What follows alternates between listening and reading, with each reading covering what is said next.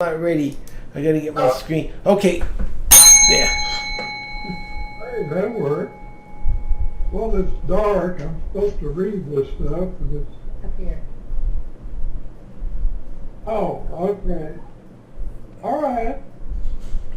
Well, welcome to the November 10th meeting of the Rotary E Club of North Texas. Invocation. Okay.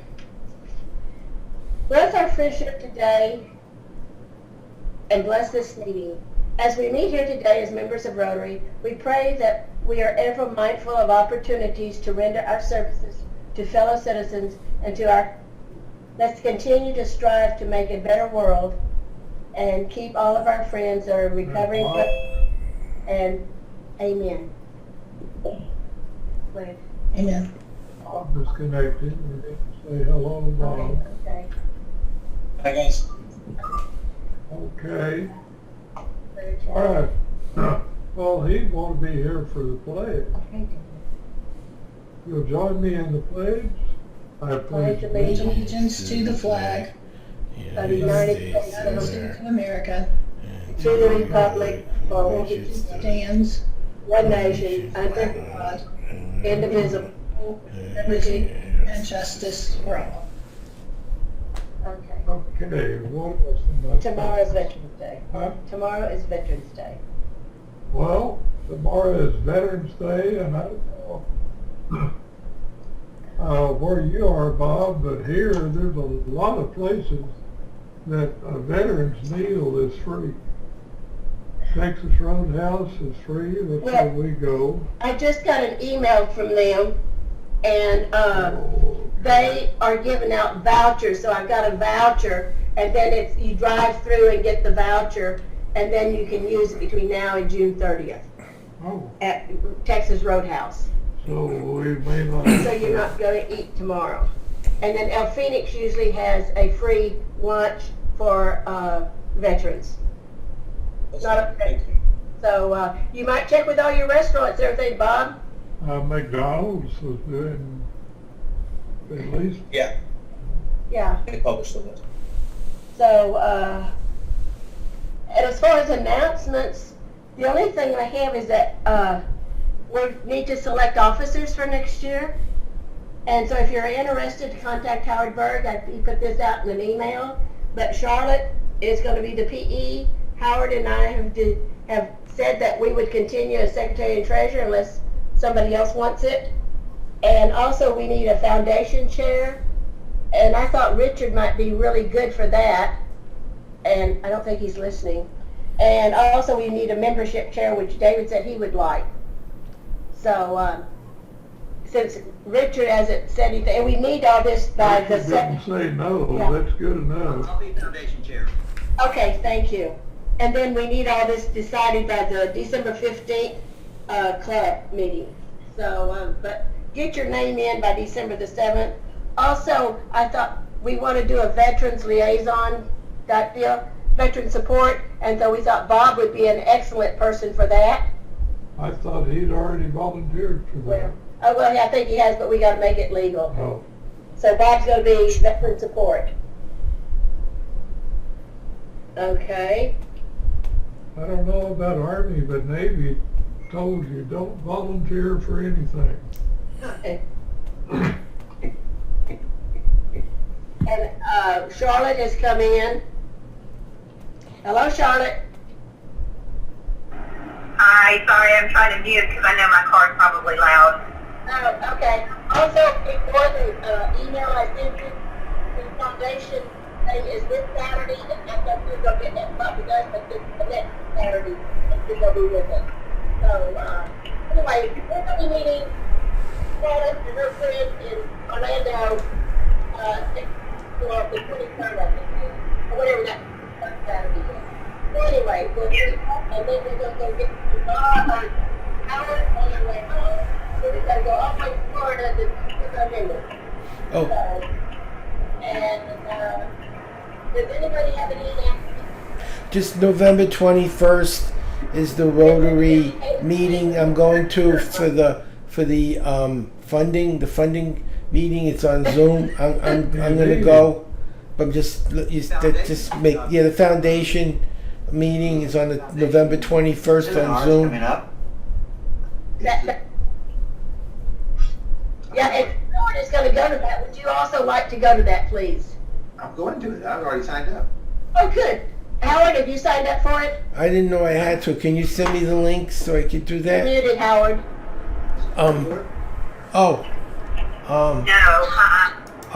No. Can you send me the link and I'll sign up? I already said I'd do it. Okay. Go to the district website.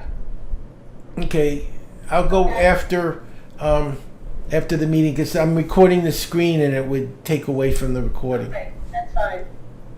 Okay, and at this time then, I'd just like to introduce Lori Crider. She has so graciously stepped in as our speaker tonight. We got notification late yesterday that our speaker had canceled. And so I called Lori first thing this morning and she said yes. So she would like to tell us about a new online Rotary Club that she's forming. Lori is with the Dallas Uptown Club. Thank you, Linda. Thank you, and thanks for the invitation to speak to your club about this exciting venture with a new what will be a cause-based Rotary Club. So it will not be location-based. It's cause-based, and it's kind of a new concept that actually Linda heard some about at the last Zoom meeting. So it's a new kind of concept, and it'll be cause-based. So the cause is, of course, suicide prevention and brain health. So when we charter the club, it will be called D5810 Advocates for Suicide Prevention and Brain Health. And we use the term brain health really in place of mental health because it really is the brain is an organ just like the heart and the lungs, and so we like to use that language, and I'm really excited that we're bringing on a lady who will be our charter president and will serve through the first full year as a club too. So whatever remaining part of this Rotary year as well as next year's Rotary Club year, she will be serving as our president. And she is the wife of a longtime member of the Mesquite Club. But she's never been a Rotarian. She's been involved in some of the service projects that club does. But she and her husband lost their only son, Matthew, back in, I think it was 2014, to suicide. So she's devoted really her life now to prevention, advocacy, and also really digging into this brain health portion. So she's coming on as our charter president. And we have two other ladies that I'm really excited about that are going to serve as co-treasurers. So to come in out of the chute with having co-treasurers is really exciting because what I've seen in the past, it can be a little challenging to get a treasurer. So those two ladies also have been really involved with the American Foundation for Suicide Prevention. And they facilitate support groups for the AFSP too. So both of those ladies also lost a son to suicide. One of the ladies, her son was military, and he was probably 21 or so, so young military. So there's quite a need for this kind of a thing, and so I have a passion for the same thing because I've lost several people, unfortunately, that I was close to suicide. The first one being back in 1998. It was my aunt, who was not a blood relative. She was the wife of my dad's brother, and she took her life in '98. 2005, I had a friend in Alabama who ended up taking his life. And then the really tough one came April 8th of 2015 with my 20-year-old nephew who ended his life. So it was a total shock with him. Looking back, I do definitely believe he suffered from clinical depression. Clinical depression runs in my family. So my grandmother, who died in 2017 in her late 80s, had to be on medications until she died. She would start feeling better, and so she would go off the meds, and then she would start to really get depressed again. So part of it is clinical. Now some forms can also be based on other things, but clinical depression runs in our family. And he also dealt with anxiety. He had some pain issues.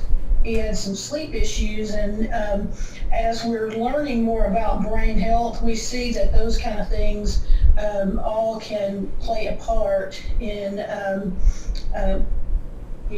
forming a situation where somebody is at a crisis point and may take action. So I've just kind of devoted what I can to prevention of suicide and supporting people who have lost people to suicide. Part of that is through both the AFSP and my church. The AFSP, again, is the American Foundation for Suicide Prevention, and they are all about prevention, resources, support, and advocacy. So it's advocacy at both the local and the national levels. It provides support to people who have lost somebody to suicide. So I'm a co-facilitator of a Christian Survivors of Suicide Loss support group that meets at First Baptist Dallas on the second and fourth Wednesday evenings. And that is very helpful to people who have had a loss and need to have a safe place where they can go and talk with other people about it. Also participate in the Out of the Darkness walks that the AFSP offers every year, and that's it's actually a really encouraging thing that brings people out to to remember people that they have lost, to even walk in kind of honor of themselves. They may have struggled themselves with suicidal ideology, and so they will come out and walk for that. So that's another program that the AFSP offers. So when Linda mentioned this to me about cause-based Rotary clubs, it got me really excited because I think it's a great avenue to spread the word about brain health, talking about it to help each other, really, because it is the mental health. 1 in 4 people struggle with some sort of mental health issue during their lifetime, and I think it's becoming even more so as we're dealing with the pandemic. That's causing people to deal with those issues maybe never have before. So this is a great way to get people involved that are passionate about the cause of preventing suicide and also the brain health. And so I think it'll be a great way for us to bring in people who have never been a part of Rotary. Like I mentioned, Shirley will be coming in as our charter president. And I also have, he's a friend of mine that I've known for several years now, and he is a Marine veteran. And he's actually seen this Talk Saves Lives presentation from me that I presented to, I think he's seen at least 2, if not 3 of my presentations to some of the Rotary clubs, but he's never been a Rotarian either. But he now wants to get involved with the startups. So bring in people that are very passionate about a cause And also it's no location based, so it doesn't have to be here in Dallas, we can even go international. So we're gonna be meeting the first and third Mondays at 7 o'clock Central Time via Zoom. So we chose that time to try to coordinate better with all across the time zone, so that East Coast, West Coast, and here in the Central, would all be doable. So we're in the process now of having organizational meetings on the first and third Mondays to get this thing up and going. So, excuse me, sinuses are a little upset with all the fall pollen, but anyway, Linda, could you make me able, or David make me able to share the screen so that I can show us a few of these? Bottom of your screen. Click on the bottom of the show. There we go. Okay, get the slideshow going here. Here we go. Okay, so I just want you to have a little bit of an idea of how this can be effective, and I think be a great addition to Rotary and get more people involved. But suicide is a serious health issue, but it can be prevented. So this presentation talks about the scope, the research, prevention, and what we each can do to help it. So it talks a little about the language, but I want to give you just some statistics here that may be surprising. It's over 800,000 people a year die by suicide worldwide, and I've even heard it estimated more close to 1 million. So someone dies by suicide every 40 seconds. So in the US, it's the 10th leading cause of death. And the latest numbers that we have are from 2018, 48,344 people in the US died by suicide. Now it mentions the 10th leading cause of death just in the general population, but really sad is that it is the second leading cause of death in ages 10 to 44. So for every suicide, 25 others attempt. And it impacts communities as well. It also has an economic impact, $69 billion per year in the US. And so then it goes into some of the research, which this again ties in with connecting brain health and the research with prevention. So again, I mentioned that 1 in 4 people will experience a mental health condition, but most do not go on to die by suicide. The brains of people who die by suicide look different in structure and function than others. So that's part of the research that we're talking about. And the UTD Center for Brain Health is doing a lot toward that as well. And Shirley is really involved with that too. So we look to be able to bring in speakers or programs from places like the Center for Brain Health, these different organizations that will bring resources and help to people. So there's also one called Heroes on the Water. That would be a great program to bring. And then this Talk Saves Lives presentation is always good. But I'm going to scroll down to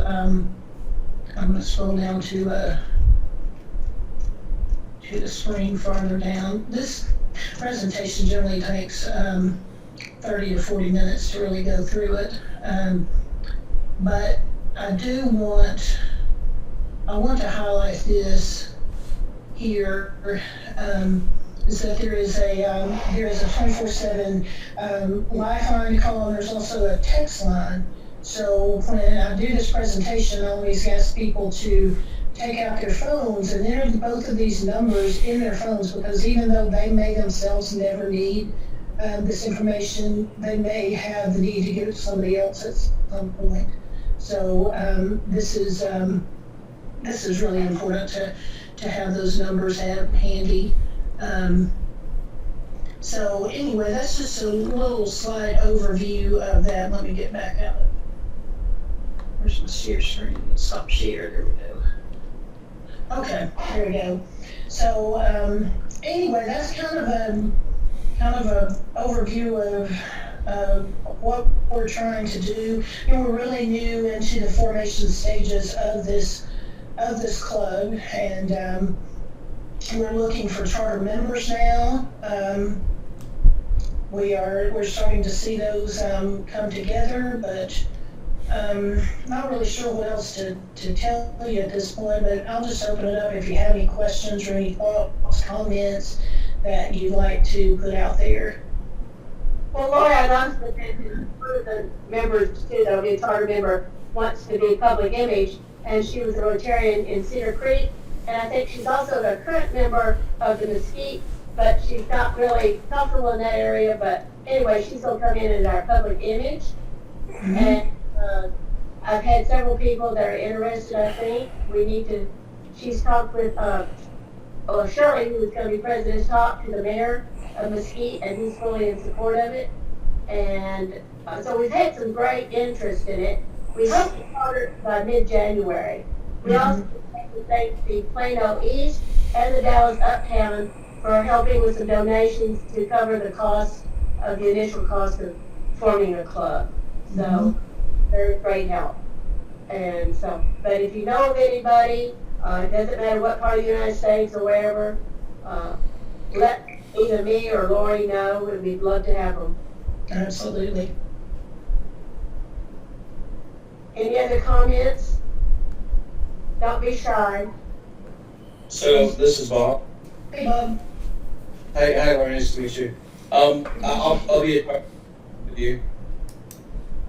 I just retired out of the military, and removing the stigma. I saw you move through the slides quickly, but obviously one of the key indicators and factors is health determinant. Is PTSD.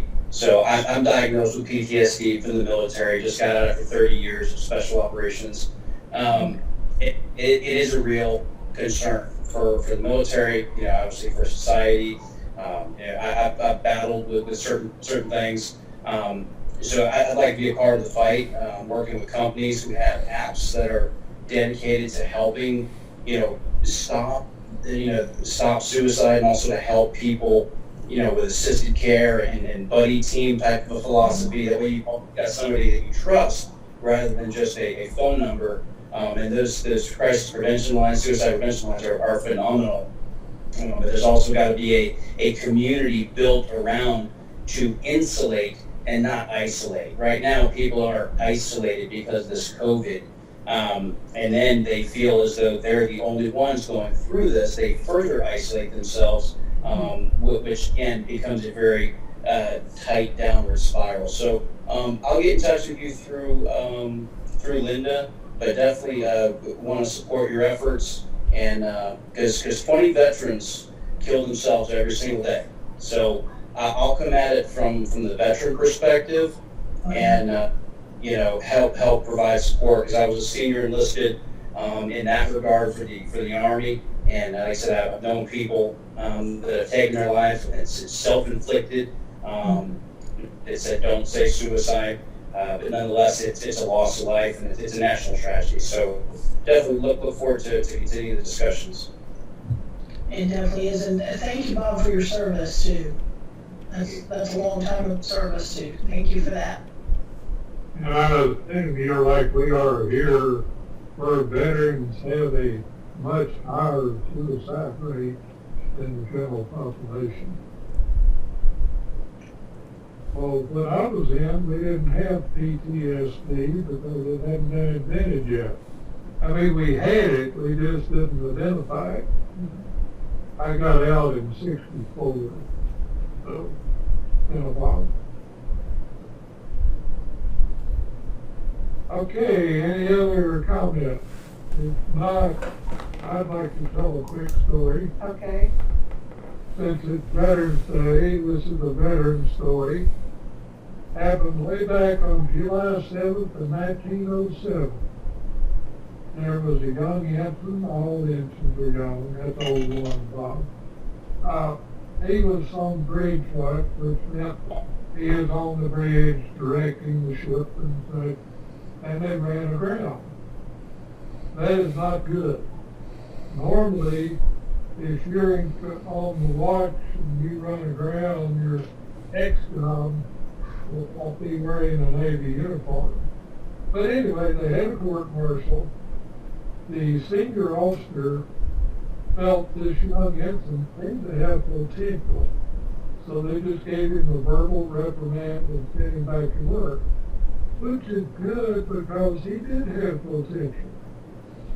In World War II, his job was Fleet Admiral.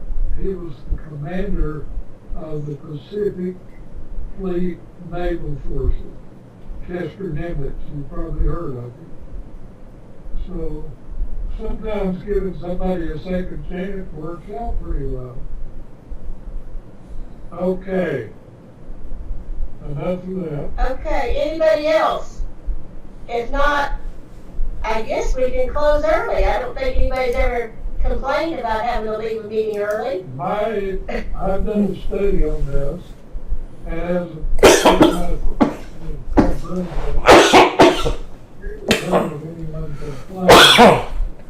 meeting ended early. So, what time is it? It's real early. Yeah, time to eat. Yeah. Howard, would you Sure. close the test? Four-way test, the things we think, say, and do. First, is it the truth? Second, is it fair to all concerned? Third, will it build goodwill and better friendships? And fourth, will it be beneficial to all concerned? I'll see you all in 2 weeks. And Okay. I'm going to see you soon. You're coming here. Yes. Yeah. I'm looking forward to it. Do you like spaghetti meatballs? Do you eat that? No beef. No beef? Quit recording.